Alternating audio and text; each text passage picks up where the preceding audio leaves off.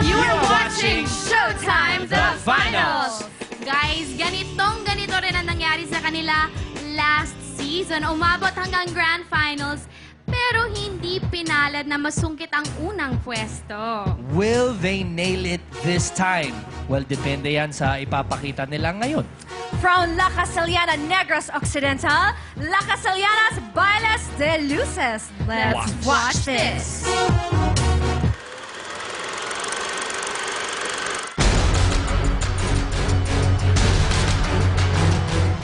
Proud na proud po kami na dali niyo ang pangalan ng La Casellana dito sa Showtime. Ang 1 milyon na mapananalunan ng municipality ay hatiin sa dalawa. Ang 500,000 mapunta sa mga magulang at ang kalahating milyon naman ay gagamitin pundo para sa insurance coverage ng mga tanod, DHW at appointed officials ng barangay sa aming bayan. Siguraduhin po namin na hindi po mapapahiya yung La Casellana. Ibibigay po namin ang lahat-lahat na aming makakaya para manalo kami dito sa Showtime.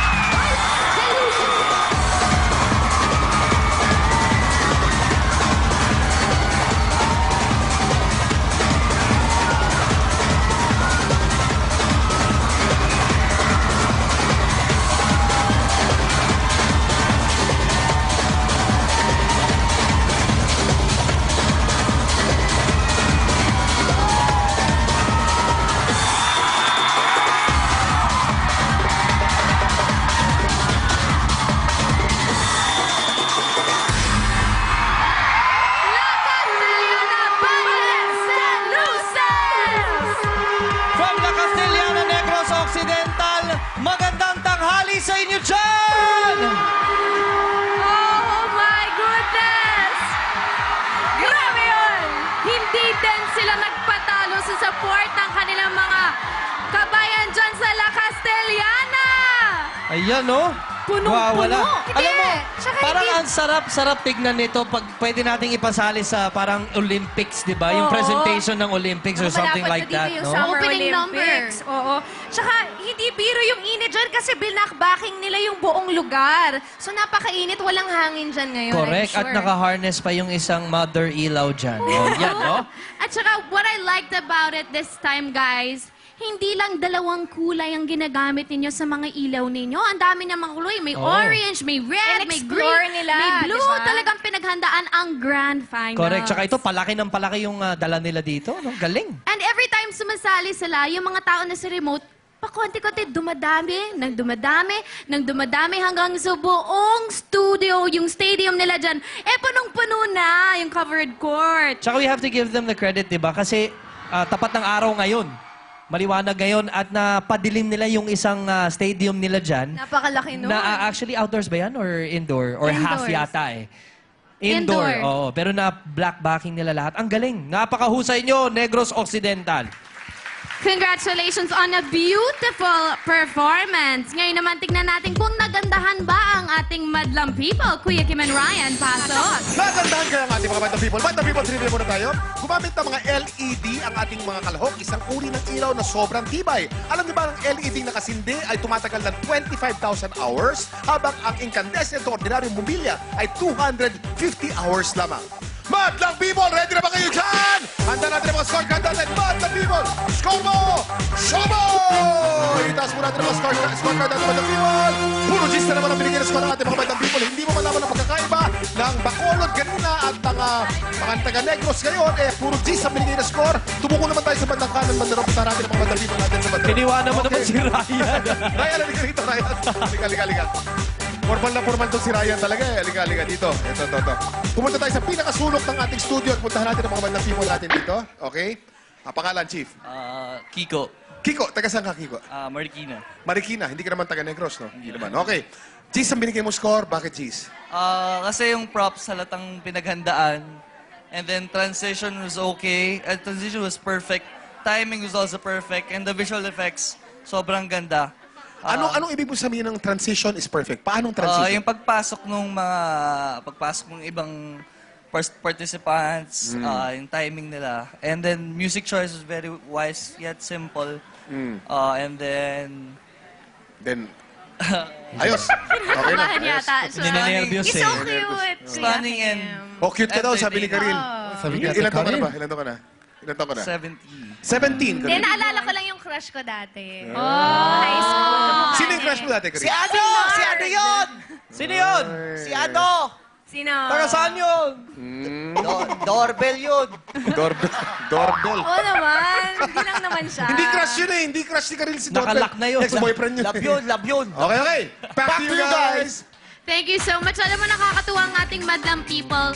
Parang naguguluhan na rin sila dahil ulit, meron namang puro 10 ang binibigay. Talagang Correct. nagugulan na sila kung sino ba talaga mananalo. Eto, I'm sure gulong-gulo na siya. Hindi niya na alam kung anong ibibigay niyang score. Pakinggan natin kung anong masasabi niya. Miss Angelou De Leon. Ay, nako, Ayan na, nagtago nakatakip na yung mukha. Pero ang ganda pa rin ng hair mo, Miss Ay, Angelo. thank you. Ewan ko, ano na pag nagaganap? Grabe kayo, grabe, wow. Sobrang nakaka-wow.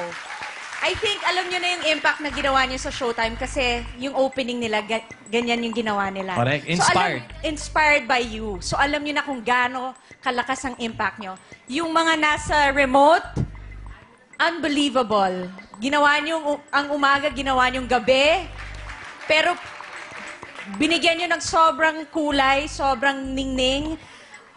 Sobrang hirap. Tama yung sinabi nila, Billy. Ang hirap nung competition ngayon. Lalo na yung sinimulan nga siguro, yung sabi nga ni Vice, na nung dumating na yung ang Lahing Anda, na parang nagsimula na ang grand finals ng Showtime. Parang tinuldukan nyo talaga. Finals, ito na to. We will give it our all. And sabi nga kayo yung pinakahuli na konti lang yung preparation pero hindi kayo nagpatalo. Hindi ko alam kung pwede bang hatiin yung 3 million. Hindi ko alam kung pwede, if it's possible. Pero, grabe, pang-international din kayo. Kaya dahil dyan, ito ang score ko para sa inyo. Nako, gulo-gulo. Grabe. Thank you so much, Miss Angelo. Ito naman, talaga namang inaabangan ulit ng mga madlang girls. Papa Chen! La Castellana, Bailes de Luces. Wow, yun lang masasabi ko. Sobrang ganda talaga nitong ginawa nyo. Sobrang festive that nafe-feel mo yung parang fiesta dinala nyo rin dito. Parang yung nangyari kanina, pero nararamdaman mo talaga.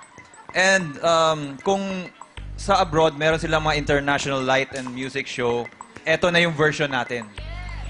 Pang-international talaga sila. Sana mabigyan talaga sila ng... At dahil dyan, eto yung score ko sa inyo.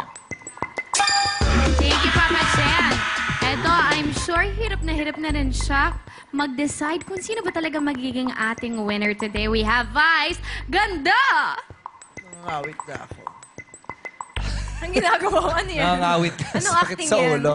Pero bago ang lahat, gusto namin batiin muna si Direk Chito Ronyo. Happy birthday! Happy birthday, Direk Chito! Tapos Boss. mamaya po pagkatapos ng sa Showtime, tatakbo ako dyan sa opening ng Central Mall dyan sa may Dasmariñas, Cavite. Magkita-kita tayo Tatakbo, dyan. ah. Tsaka pinapabati lang ni Tita Elizabeth, si Miss Jaya, si Sabi, at tsaka si basta yung mga apo ni Tita. Si Jaydan. Dito, La Castellana Bailes de Luces. Alam mo, habang pinanunood ko kayo,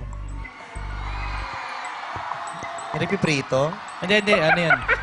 Sa Negros Sa remote. Occidental yan. Tunog ng tilian. Nagwawala. Dami-daming tao. Magandang tanghali! Yes na yes! Yes! Bongga kayo dyan. Gusto kong i-congratulate ang lahat ng pamunuan ng local government ng Negros Occidental dahil talaga namang nabuo niya ng bonggang-bongga ang kanilang lugar dyan na pagkaisa niya para sa isang layunin ng mapaganda ang performance at manalo ang grupong ito. Gayun din naman ang ang iba pang mga grupo. Gusto kong magpasalamat at congratulate ang kanilang local government sa pakikipag-cooperate para maging maganda ang performances. Okay, habang pinanunood ko kayo kanina, nalungkot ako. Kasi sabi ko, na-realize ko lang na sa ganitong husay ng mga tao, sa ganitong kagagaling ng mga tao, sa ganitong uri ng talento, bakit hirap na hirap bumangon sa kahirapan ng mga Pilipino? Diba? Ang gagaling ng mga bata. Ang husay ng mga tao, bakit ang hirap-hirap ng bansang ito? Ano bang problema? Gayun pa man, kahit gaano kahirap ng katayuan at ng sitwasyon ng mga mamamayan sa bansang ito, meron pa rin palang dahilan para ngumiti. Yun ay ang makita ang kahusayan ninyo. Diba? At ngayon ko lang na-realize na napakaganda pala talaga ng Pilipinas at napakasaya dito. Dahil itong ginagawa natin ngayon sa Showtime, ang hindi lang basta-basta inter-town competition. Parang naging ano na rin, parang festival of festivals. Oo. Diba? Pahusayan, pabonggahan at ang galing-galing ng Pinoy. Cheers na naman! 10 ang score na binigay ni Vice. Thank you, Rados. Okay, nakapag-perform na ang lahat ng ating grand finalists. Naipasok na rin ang lahat ng scores mula sa ating mga hurados. Lubos-lubos na ang excitement nating lahat. Kaya naman, with a heavy heart, gustuhin man namin itodo ang saya. Medyo may konting lungkot kaming nararamdaman ngayon. Yes. Kasi today po, madlang people, at sa lahat ng ating mga showtimers na nanonood, is Billy's last day dito sa Showtime. Kasi, on Monday, he will fly to France. Malungkot man kami, but we know naman at the same time, masaya kami because we know that he is pursuing his dream. So, Billy, this is for you. Roll VTR. Pag sinabing Billy,